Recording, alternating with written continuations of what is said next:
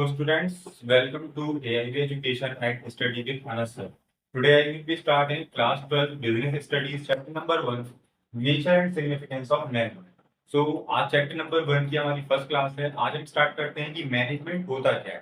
पहले इसको समझते हैं। देखिए मैनेजमेंट का मतलब इससे समझ सकते हैं कि जो हमारा ह्यूमन नीड्स वो कंटिन्यू बढ़ रही है ना, घटने की बजाय बढ़ती जा रही है। तो उसको फुलफिल करना एक सिंगल पर्सन की बस की बात नहीं रही। उसको फुलफिल करने के लिए ग्रुप एक्टिविटी की जरूरत होती है। अब वो ग्रुप एक्टिविटी जो होती है, ग्रुप का मतलब 7-8 लोग आपस में, है ना। जब वो 7-8 लोग आपस में वर्क करते हैं कोई, तो उनको गाइड करने वाला होना चाहिए, उनके ऊपर कंट्रोल रखने वाला होना चाहिए, और वो किस डायरेक्शन में वर्क कर रहे हैं उसके लिए होना चाहिए। यानी कि बेसिकली कहा जाए तो एक पूर्ण रूप से क्या होनी चाहिए, मैनेजमेंट होनी चाहिए हमारी। किसको क्या काम करना है अपनी एफिशिएंसी के बेस पर, या फिर उसकी जितनी उसकी पावर है कि वो ये काम कर सकता है उसके बेस पर। तो एक काम डिवाइड किया जाता है, उसी को मैनेजमेंट का कहते हैं। ठीक है। अब मैनेजमेंट एक ऐसा वर्क है जो कि ऐसा नहीं कि बिजनेस स्टडी में पढ़ाया जा रहा है तो बिजनेस स्टडीज के अंदर ही इसका वर्क होता है। मैनेजमेंट एक ऐसा वर्क है जो कि हर एक चीज के अंदर वर्क होता है, चाहे वो कोई सी भी एक्टिविटी हो, बिजनेस एक्टिविटी हो उसके अंदर भी यूज होता है, और नॉन बिजनेस एक्टिविटीज के अंदर भी होता है। अब business activities in the sense, यानी कोई हम बिजनेस कर रहे हैं। अब बिजनेस करने के लिए हमने ये जो बात है, रहता ओनर एक ही है, बट काम करने वाले कई सारे होते हैं। तो जो एम्प्लॉयज होते हैं हमारे, उनको डायरेक्ट करने के लिए, उनको गाइड करने के लिए भी कुछ ना कुछ मैनेजमेंट होती है। तो जो हमारी मैनेजमेंट हमारे मैनेजर्स करते हैं या फिर और जो टीम करती है, उसके ऊपर ही हमारी कंपनी वर्क करती है और अपना गोल अचीव करती है। तो ये तो बिजनेस एक्टिविटी की बात है। Non business activity like political parties, हमारे घर में कोई शादी हो रही है या फिर कोई भी चीज है, तो हर एक चीज को अच्छी तरीके से करने के लिए और जो हमने लक्ष्य चाहा है उसको प्राप्त करने के लिए, अचीव गोल अचीव करने के लिए मैनेजमेंट की जरूरत होती है ना। तो यही मैंने यहाँ लिख रखा है कि management is famous term and has been largely is used for all types of activity like business activity and non-business activity. Management activity is necessary to have the guaranteed success. यानी मैनेजमेंट अगर हम apply करते हैं अपने business के अंदर, तो ये गारंटी बन जाती है 100% की कि हमें सक्सेस मिलना ही मिलना है अगर हम ठीक डायरेक्शन में जाए तो। ठीक है। Wherever there is a group of people working an organisation, यानी कि मैनेजमेंट होती है वो सिंगल पर्सन की तो बेस पर कह सकते हैं, बट इसके जो मोर एग्जाम्पल और मोर डेफिनेशन आती हैं वो एक आती है ग्रुप के बेस पर और ऑर्गेनाइजेशन के बेस पर। क्योंकि जब एक सिंगल पर्सन ही काम करेगा तो उसको किसको मैनेज करना है, वो सभी वो अकेला मैनेज करेगा, यानी कि उसको कंट्रोल करने वाला है फिर कंट्रोल जिसको वो करेगा कोई है ही नहीं। तो ये बेसिकली मैनेजमेंट तभी अप्लाई की जाती है जब हम ग्रुप एक्टिविटी कर रहे हैं। ठीक है। तो ग्रुप एक्टिविटी और इसकी ऑर्गेनाइजेशन के ऊपर इसको अप्लाई किया जाता है। अब नीचे क्या रखा है, मैनेजमेंट का जो वर्क होता है वो हैंड टू हैंड वर्क करता है। अब hand to hand in the sense, यानी कि हैंड टू हैंड कैसे कह सकते हैं, हम अपना टास्क कंप्लीट करते हैं इधर और हमें उधर गोल अचीव हो जाता है फुल एफिशिएंसी के साथ और इफेक्टिवली, है ना। अब ये तीन नाम जो यहाँ पर आए हैं, पहला क्या, इफेक्टिवली और efficiency.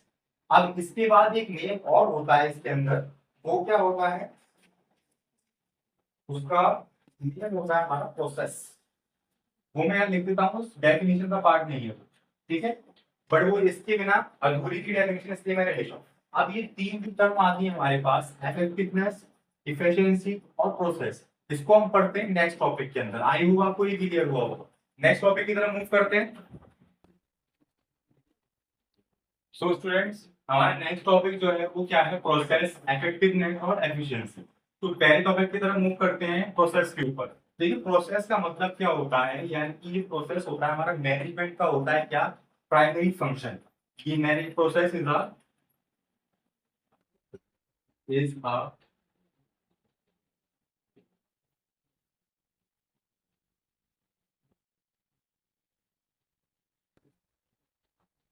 Process is a primary function. ठीक है।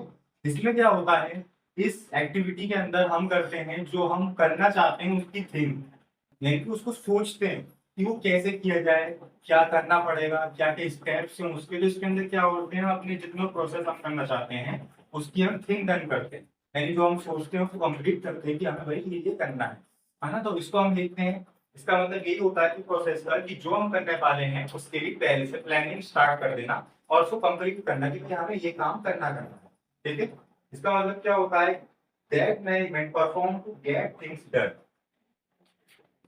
दैट मैनेजमेंट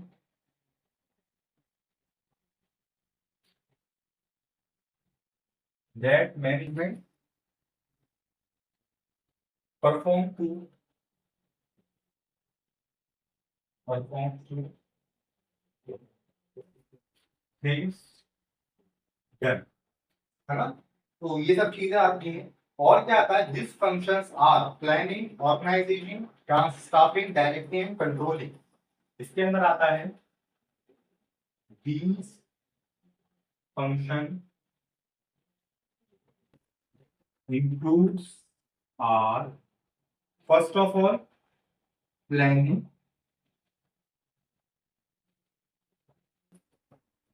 दूसरा प्लानिंग के बाद आता है हमारे पास ऑर्गेनाइजिंग,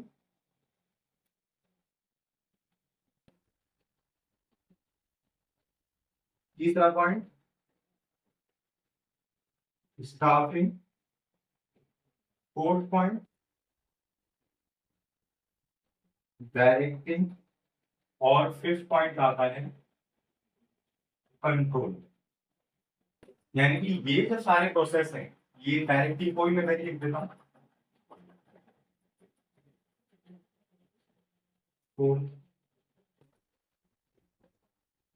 डायरेक्टिव कंट्रोल, ठीक है। तो ये जो सारे फंक्शंस हैं यहाँ से लेकर यहाँ, तो ये भी हम इसके अंदर ही डन करते हैं कि क्या हमारी प्लानिंग रहने वाली है, और जो हम प्लानिंग कर रहे हैं उसको अपने स्टाफ या फिर ग्रुप के अंदर किस तरीके से ऑर्गेनाइज करेंगे, उनकी कैपेबिलिटी के हिसाब से। फिर स्टाफिंग, यानी कि स्टाफिंग को गाइड करने के लिए भी कुछ ना कोई होना चाहिए। फिर उनके ऊपर डायरेक्टिंग करना और उन सभी के ऊपर कंट्रोल रखना। यानी कि फॉर एग्जाम्पल अगर कोई काम के बीच में अपना कोई चला गया काम छोड़कर, तो उसकी जगह किसी और को भेजना है तो उसको डायरेक्टिंग के अंदर डालेंगे, है ना। सबकी सभी के ऊपर कंट्रोल रखना है, जो जो काम इसको सौंपा है वो ठीक तरीके से कर भी रहा है। तो ये सारे फंक्शंस और ये सारी जो थिंग्स होती है हमारी डन होती है इसके अंदर, प्रोसेस के अंदर। तो ये वर्क होता है हमारा प्रोसेस का। नेक्स्ट टॉपिक पे पढ़ते हैं इफेक्टिवनेस, ठीक है। अब देखिए नेक्स्ट जो पार्ट आता है ये तो हमने कवर कर लिया, अब बात करते हैं इफेक्टिवनेस, ठीक है। इसका मतलब क्या है, ये हमारा बताता है कि हमारा वर्क कंप्लीट हो चुका है और हमें फाइनल रिजल्ट मिल चुका है विद अचीविंग गोल, है ना। तो इसका काम ये होता है कि जो हम काम कर रहे हैं उसका एंड हो जाना और अपने गोल को अचीव कर लेना। तो इसकी डेफिनेशन कैसे लिखेंगे, देखिए it refer to completing activity, ये रेफर करता है, it refer to completing activity and achieving goal, ठीक है, and achieving goal। in other words, अगर हम इसको लिखें, in other words, it is related with, it is related with and or final result, है ना। तो इफेक्टिवनेस का मतलब यही होता है कि जो हमने कार्य करने की सोची थी वो कंप्लीट हो चुका है, वाली एक्टिविटी कंप्लीट हो गई है विद अचीविंग गोल, यानी अपने गोल के साथ कर रखा है। अगर हम इसको किसी और वर्ड्स के अंदर बोलना चाहें तो इसके लिए ये करता है एंड और फाइनल रिजल्ट के बीच में, है ना। तो ये होता है क्या, हमारा इफेक्टिवनेस। अब तीसरा जो पॉइंट आता है वो क्या आता है, एफिशिएंसी। एफिशिएंसी, अब एफिशिएंसी का मतलब क्या होता है, ये डिटरमाइन करता है कि जो हमने कार्य करा है, जो हमने वर्क किया है, वो एंड तो हो गया, हमारा फाइनल रिजल्ट भी मिल गया, बट वो कैसे किया है, यानी कि कम खर्चे पर किया है या नहीं, या फिर नीड से ज्यादा हमारा खर्चा लग गया और काम वो कम खर्चे में भी हो जाता। तो यहाँ पर डिटरमाइन करते हैं एक तरह से पैसों को, है ना, कि वो काम हमारा कितने खर्चे में कंप्लीट हो रहा। अगर हम इसकी डेफिनेशन लेंगे, थोड़ा पढ़ के बताता हूँ आपको। It refer to the task directly and the minimum cost. ये रेफर करता है, it refer to completing task with use of minimum cost, ठीक है, ये रेफर करता है किसको, मिनिमम कॉस्ट को, कम से कम खर्चे पे वो काम कंप्लीट हो जाना चाहिए। और क्या है, to achieve efficiency one has to conduct a cost benefit analyse, यानी कि इसका वर्क हम कह सकते हैं कि ये क्या करता है, कॉस्ट बेनिफिट। कॉस्ट बेनिफिट होता है हमारा, क्यों होता है, क्योंकि हम यहाँ पे एनालाइज का वर्क करते हैं, एनालिसिस का, है ना।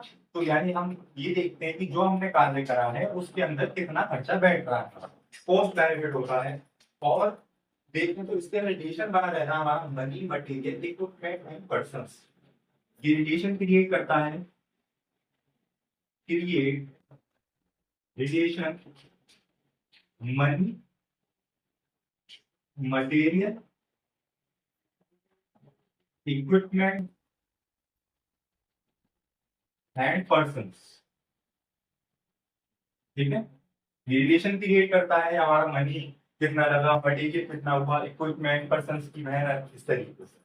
और एंड आउटपुट बेनिफिट राइट, ये तो हम समझ चुके हैं। Having some output by using lesser input, having more output by using the same inputs. यानी फॉर एग्जांपल इसमें बुक के अंदर यही बता रखा है, हमें बार बार वही रिवाइज कर रखा है जो हमने यहाँ पढ़ लिया, कि ये रेफर करता है हमारा कंप्लीटिंग टास्क तो हो जाए बट वो मिनिमम कॉस्ट के साथ हो, और ये हमें एनालाइज करने में हेल्प करता है कॉस्ट को, कि जो हम काम कर रहे हैं वो ठीक कॉस्ट पर कंप्लीट हुआ भी है। और फिर रिलेशन क्रिएट करता है किसके बीच में, money material equipment and persons के बीच में। तो आज की क्लास के अंदर इतना ही, नेक्स्ट क्लास तक बढ़ेंगे कैरेक्टरिस्टिक्स के ऊपर। आई होप आपकी सभी चीजें क्लियर हुई होंगी, नहीं हुई हो तो आप मुझे कमेंट सेक्शन में जरूर। Thank you.